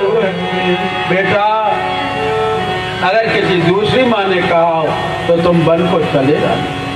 वन देवी तुम्हारे पिता होंगे, वन देवी ही तुम्हारी माता होगी, और जहाँ तुम रहोगे वही अयोध्या होगी। यह है संस्कृति। घर के विग्रह को मिटाना है, घर के लड़ाई झगड़े को दूर करना है, घर के कलह क्लेश शांति को, नवग्रह शांति से कुछ नहीं होगा। पंडित जी वाले ही आपको ठक करके ले जाएं, लेकिन ये आपका गृह अच्छा होगा। जैसे अभी 8 तारीख को चंद्र ग्रहण है, तो अभी तो सूरज ग्रहण पड़ा, तो 2 ग्रहण तो टल जाते हैं, लेकिन कहा जाता है कि सूर्य ग्रहण भी उभर जाता है, चंद्र ग्रहण भी उभर जाता है, लेकिन एक ग्रहण और है पाणी ग्रहण। पाणी ग्रहण के में ये स्थायी रहता है, लेकिन इसमें अगर तालमेल नहीं है तो ये ग्रहण परिवार के साथ में हमेशा के लिए लग जाता है। इसलिए बंधुओं, अब ग्रहण की बात आई तो मैं आपको बता दूं मेयर साहब, तो कि मैंने अभी पंचांग देखा था, तो परसों चंद्र ग्रहण है और देशों में पहले दिख जाएगा, लेकिन भारत वर्ष में 1:10 पर है, जो कि 12 घंटे पहले सूतक लगता है। इसलिए अगर 11-12 बजे तक आपने भोजन नहीं किया तो वो भोजन सूतक का हो जाएगा। इसलिए परसों के दिन हम जो पूर्णाहुति यज्ञ करेंगे, विदाई वगैरह का कल हम प्रवचन कर देंगे, परसों तो पारी यज्ञ कराएंगे। अगर आप 7 बजे नहीं आते हैं और 8 बजे तक यज्ञ शुरू नहीं होता है तो फिर आप यज्ञ से वंचित रह जाएंगे, क्योंकि 10 बजे हमको पूरा कार्यक्रम समाप्त करना पड़ेगा। भारत के मंदिर भी 10 बजे के बाद 11 बजे तक से बंद हो जाएंगे, तो ऐसे समय में आप सूतक लगने के पहले भोजन प्रसाद भी पा सकें। इसलिए परसों की जो यज्ञ का समय मैं बदल रहा हूं, तो आप सबको सूचित कर देंगे फोन द्वारा कि परसों सुबह 7 बजे से यज्ञ होगा। हम लोग 7 बजे यहाँ जाएंगे। जो नहीं आ पाएंगे उनको पछताना पड़ेगा कि कार्तिक पूर्णिमा जैसा पर्व और उसमें हम यज्ञ नहीं कर पाए, ग्रहण लगने वाला है और हम यज्ञ नहीं कर पाए। इसलिए आप थोड़ी अपनी दिनचर्या को, कभी कभी ट्रेन पकड़ना पड़ता है या फ्लाइट पकड़ना पड़ती है, तब भी तो आप 4 बजे उठते हैं, तब भी तो 5 बजे उठते हैं। तो भगवान फ्लाइट से तो बड़ा ही है, ट्रेन से तो बड़ा ही है, बस अड्डे जाना पड़ता है, उससे तो बड़ा ही है। तो भगवान के लिए आप जल्दी उठना, और सुबह अगर परसों जल्दी आ जाएंगे 8 तारीख को तो आपको पूर्णाहुति मिल जाएगी, अन्यथा आप भोजन प्रसाद करके चले जाना। तो कहने का मतलब यह है बंधुओं कि कौशल्या संस्कृति का स्वरूप है कि जो केवल पितु आयसुताता, जो केवल पितु आयुष्काता, भोजन जाहु जान बड़ी माता, भोजन जाहु जाने बड़ी माता। अब संक्षिप्त में मैं सुमित्रा की बात कहता हूँ। कौशल्या संस्कृति का स्वरूप है, सुमित्रा प्रकृति का स्वरूप है और कैकेयी विकृति का प्रतीक है। कैसे? संस्कृति का स्वरूप मैंने बताया। अब प्रकृति कैसे होना चाहिए कि संस्कृति का सहयोग करे, ना कि बने बनाए काम को बिगाड़ दे। तो भगवान श्री राम जहाँ हंसते मुस्कुराते खिलखिलाते अपनी माँ के सामने पहुंचे, माँ लक्ष्मण जी उदासीन चेहरा लेकर के पहुंचे। माँ ने फेस रीडिंग किया और माँ ने कहा, बेटे आज तुम्हारा चेहरा क्यों उतरा हुआ है, आज तुम्हारा मन मलिन कैसे है? और सुमित्रा ने पूछ लिया, बेटे आज क्या बात है, तुम दुखी क्यों हो? क्या महाराजा दशरथ ने कुछ कह दिया? क्या कैकेयी माता ने कुछ कह दिया? या राम जी से कुछ तकरार हो गई, या किसी ने आपका अपमान कर दिया? तो लक्ष्मण बोला, माँ राम जी वन को जा रहे हैं, सीता जी वन को जा रही हैं, सीता मैया, अब बताओ मैं क्या करूं? और कोई माँ होती तो क्या कहती कि राम जी को राजगद्दी मिल रही तो राम जी की सेवा कर, और भरत जी को राजगद्दी मिल रही भरत जी की सेवा कर। तेरे तो दोनों हाथों में लड्डू हैं, भाजपा का शासन चला गया तो कांग्रेस में घुस जा, कांग्रेस का शासन चला गया भाजपा में घुस जा, तेरे तो दोनों हाथों में लड्डू हैं। ये कह सकती थी माँ, लेकिन माँ ने क्या कहा, बेटे तुम्हारे 2 माँ बाप हैं। कहा मेरे 2 माँ बाप हैं? हाँ, एक पिता तो तुम्हारे महाराज दशरथ, एक माँ तुम्हारी सुमित्रा माता है, लेकिन दूसरे माँ बाप कौन से हैं? तात तुम्हार मातु वैदे, तुम दे। पिता राम सब भांति सनेही, पिता राम सब भांति सनेही। जो पैसी राम बन जाही, जो वैसे राम बन जाही। अवध तुम्हार काज कछु नाहि, अवध तुम्हार काज कछु नाहि। अवध कहाँ जहाँ राम निवासु, अवध कहाँ जहाँ राम निवासो। वहाँ किते मेरे जहाँ भानु प्रकाश, मेरा जहाँ भानु प्रकाशो। माँ सुमित्रा ने कहा, बेटे तुम्हारे दो माँ बाप, एक पिता तुम्हारे दशरथ हैं, एक माता तुम्हारी सुमित्रा है, और दूसरी माता तुम्हारी सीता है, और दूसरे पिता राम है। और अगर ये बन को जा रहे हैं तो कान खोल करके ध्यान पूर्वक सुन लो कि जो पैसिया राम बन जाही, तो अवध तुम्हारे काज कछु नाहि। अवध तहाँ जहाँ राम निवासु, तहाँ कीर्त मेरे भानु प्रकाश। बेटे अयोध्या वही है जहाँ राम रहेंगे, जहाँ सूर्य है वहाँ अंधकार टिकता नहीं है। इसलिए यदि राम बन को जा रहे हैं तो तुम उनके साथ साथ में जाओ, उस काया की छाया बन करके रहो, और अपनी माँ जानकी की रक्षा करना। जानकी का हरण क्यों हुआ?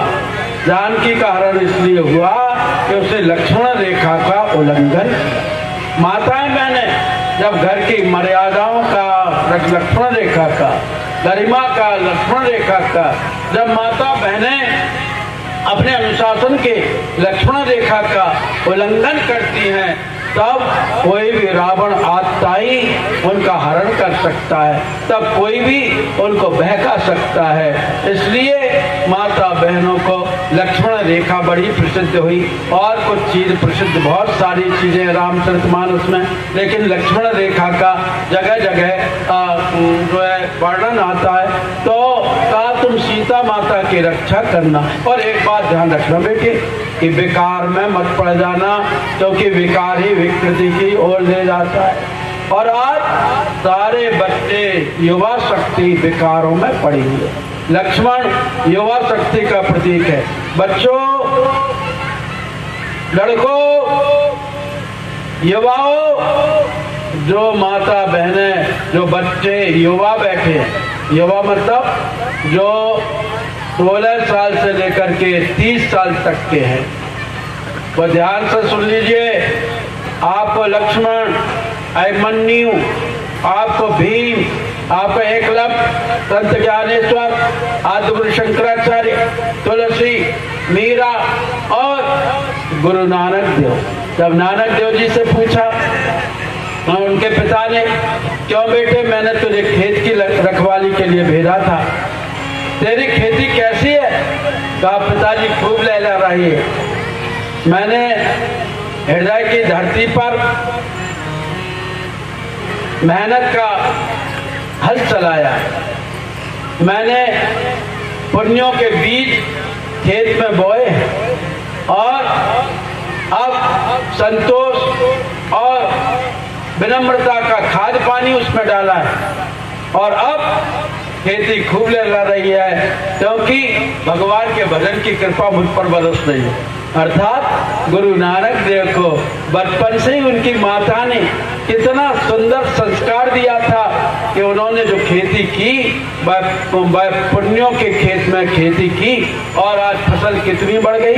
गुरु नानक देव के गुरु ग्रंथ साहब को सिर पर रखा जाता है, माथे पर रखा जाता है।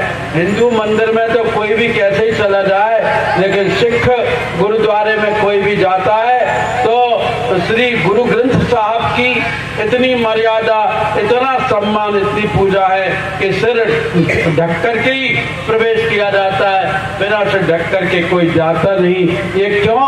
क्योंकि गुरु ग्रंथ साहब नानक देव की वाणी है और नानक देव संस्कार माता के, संस्कारवान माता के, सुशील माता के पुत्र हैं, जिन्होंने सारी दुनिया में सिख धर्म, कच्छ, कड़ा, कृपाण, केस, कंगा, इनके द्वारा, पंच ककार के द्वारा हिंदू धर्म की रक्षा के लिए एक ऐसी सशक्त सेना खड़ी करी थी जिसने बंधुओं सारी दुनिया में, अगर आज हमारी भारतीय संस्कृति जिंदा है, यदि आज हमारे यहाँ धर्म जिंदा है, नहीं तो मुगल लोग हमारे धर्म को, मंदिरों को, गुरुद्वारों को तहस नहस कर देते।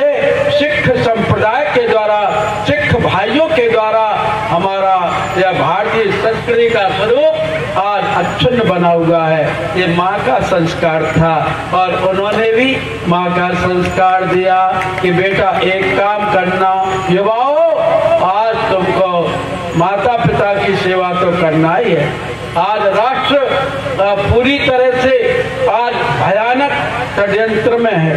हम अमेरिका की टांग तोड़ सकते हैं, हम रूस की आंख फोड़ सकते हैं, हम चीन से मुकाबला कर सकते हैं, हम पाकिस्तान को नेस्तनाबूद कर सकते हैं, लेकिन युवाओं, कहना है एक बात मुझे, इस देश के पहरेदारों से संभल के रहना, अपने घर में छिपे हुए गद्दारों से जो षड्यंत्र कर रहे हैं, तो हमारे देश की अस्मिता को खत्म कर रहे हैं, भारत माता की आंचल को कीच देना चाहते हैं, ऐसे लोगों को युवा शक्ति, चाहे बहन हो चाहे भाई हो, मुंह तोड़ जवाब दें, तब हमारे देश को दोबारा से ज्ञान के क्षेत्र में विश्वगुरु कहा जाएगा, ताकत के क्षेत्र में चक्रवर्ती कहा जाएगा और धन के क्षेत्र में सोने की चिड़िया कहा जाएगा।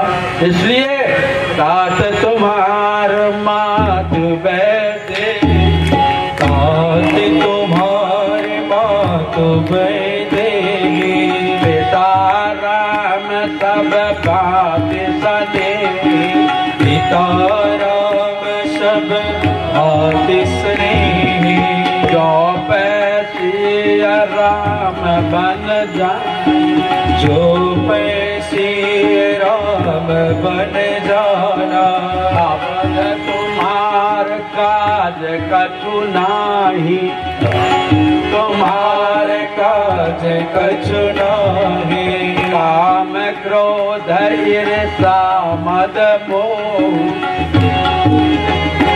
ईर्षा मद धन सपने वो इनके बस हो, धन सपने इनके, सकल प्रकार विकार बिहारी, सकल प्रकार विकार बिहारी, राम ही भजहु यह चतुराई, राम हो भज ये चतुराई, पुत्रवती युवती शुभ सोई, पुत्रवती शुभ सोई, राम भगत जाकर सुत हो, राम भगत जाकर सुत हो, न तरु बांझ भली बाज बयानी,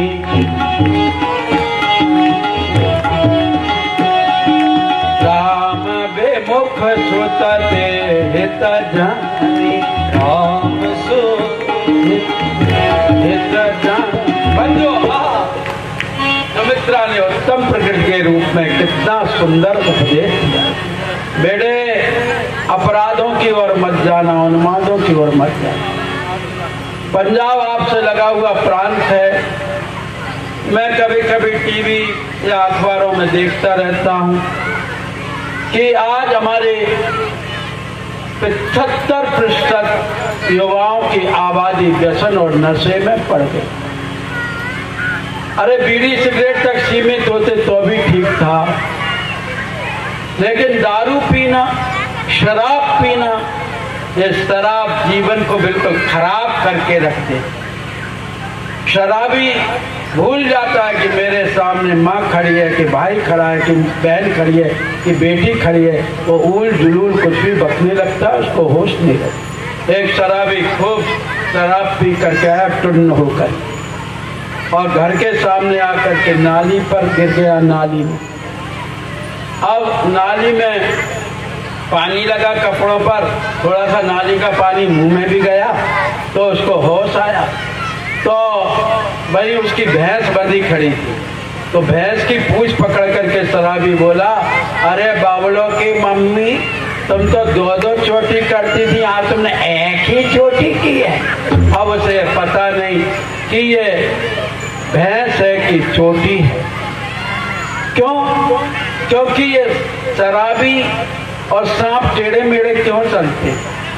अरे सांप के तो केवल मुंह में जहर होता है, लेकिन शराबी के तो रोम रोम में जहर भरा रहता है। इसलिए पैसों को बर्बाद करना है, इज्जत को बर्बाद करना है नौजवानों, तो नशा करना। घर को बर्बाद करना है, माँ बाप को बर्बाद करना है तो नशा करना। और यदि इनको आबाद करना है तो आज से ही, इसी समय से ही आप संकल्प लीजिए कि व्यसन नहीं करेंगे, हेरोइन नहीं खाएंगे, नशे का इंजेक्शन नहीं लेंगे। नहीं तो जहां आपकी उम्र 75 साल, 100 साल, 60 साल की होती, वहां पर आप 20-25 साल में ही इस दुनिया को छोड़ करके जहन्नुम में चले जाएंगे। इसलिए आपसे प्रार्थना है कि आप कोई इस प्रकार का नशा पत्ता न करें, क्योंकि सुमित्रा कहती है, पुत्रवती युवती शुभ सोई, पुत्रवती युवती शुभ सोई, राम भगत जाकर सुत होई, राम भगत जाकर बेटे राम की भक्ति करना, भगवान की भक्ति करना, और काम क्रोध लोभ मोह के वशीभूत मत। और अंत में मैं प्रवचनों के अंत में कहता हूं कि कैकेयी विकृति का स्वरूप। बने बनाए काम को माता बहनों कभी मत बिगाड़ना अपनी जिद में पड़कर। और कैकेयी जिद में पड़ गई। कितने सुंदर वचन थे कैकेयी।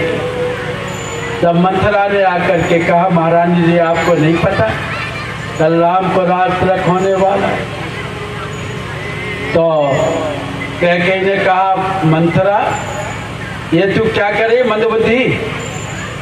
यदि ये खुशखबरी सही है तो मैं गले का 9 लखा हार तेरे गले में डाल दूंगी। अगर राम को राजगादी हो रही है तो मैं तुझे सोने से मड़वा दूंगी, तुझे चांदी से जड़वा दूंगी, तुझे हीरे मोतियों से लदवा दूंगी, तुझे मिठाई के कुंड में बिठा दूंगी, तुझे सुंदर सुंदर वस्त्रों से लाद दूंगी। क्यों? क्योंकि तुझे पता नहीं राम मुझे प्राणों के समान प्रिय, प्राण समान राम प्रिय मोरे, प्राण समान राम प्रिय मोरे, कर तिलक शोभ कत तोरे, तिन कर तिलक शोभ कछ तोरे, मोह पर करहि प्रतीति विशेषी, मोह पर करंगी प्रतीति विशेषी, मैं कर प्रीति परीक्षा देखी, मैं कर प्रीति परीक्षा दे, राम तिलक जो साचे हुकाली, राम तिलक दो साचे मुखारी, तो ही देऊं तो ही देऊं मुँह बोलत आली, तो ही देऊं मन भावत आल। आहा सखी मंत्रा, यदि राम को राज तिलक हो रहा है तो तेरा कलेजा क्यों जल रहा है? और ये जो है मैं तुझे मनभावती नाम है, इतने सुंदर वचन कहने वाली कैकेयी के मन मस्तिष्क में जब पुत्र का मोह, राज्य का लोभ हावी हुआ तो वही कैकेयी जब विकृति में पड़ी तो 2 घंटे बाद को भवन में महाराजा दशरथ से क्या कहने लगी, सुनहु प्राण प्रिय भावत जी का, सुनहु प्राण प्रिय भावत जी का, देहु प्रथम बर भरत ही टीका, देहु प्रथम बर भरत मुटी का, मांगू दूसर बर कर जोरी, मांगहु दूसर बर कर जोरी, और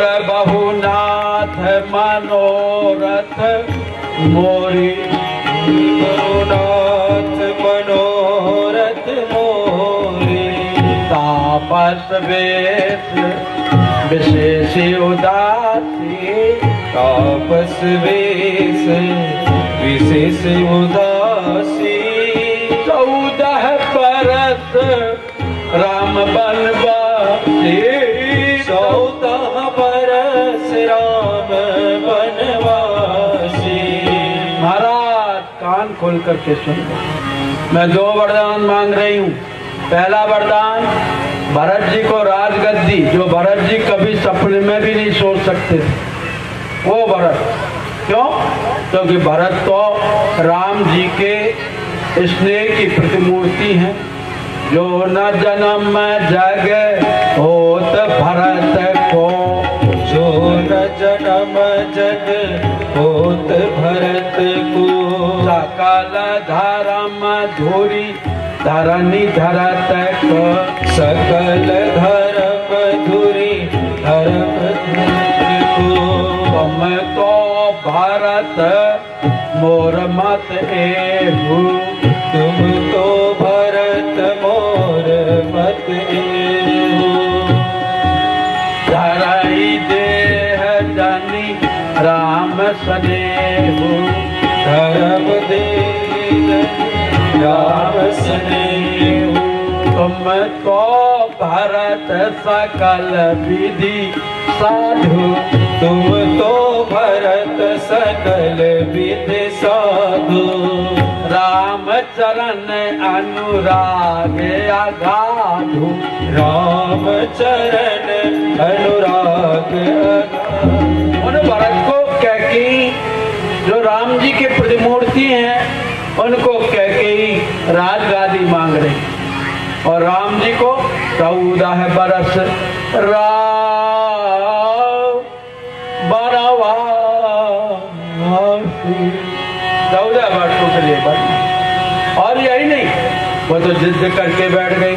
महाराज सुन लो, राजा दशरथ ने बहुत समझाया, ये तू क्या मांग रही, क्योंकि कैकेयी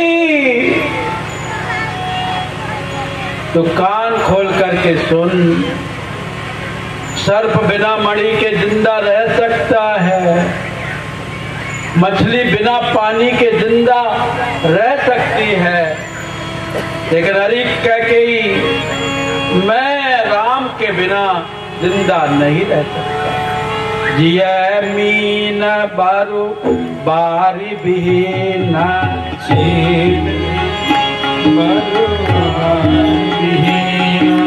मणि बिन फण कजिय बारू दीना, फण कजिय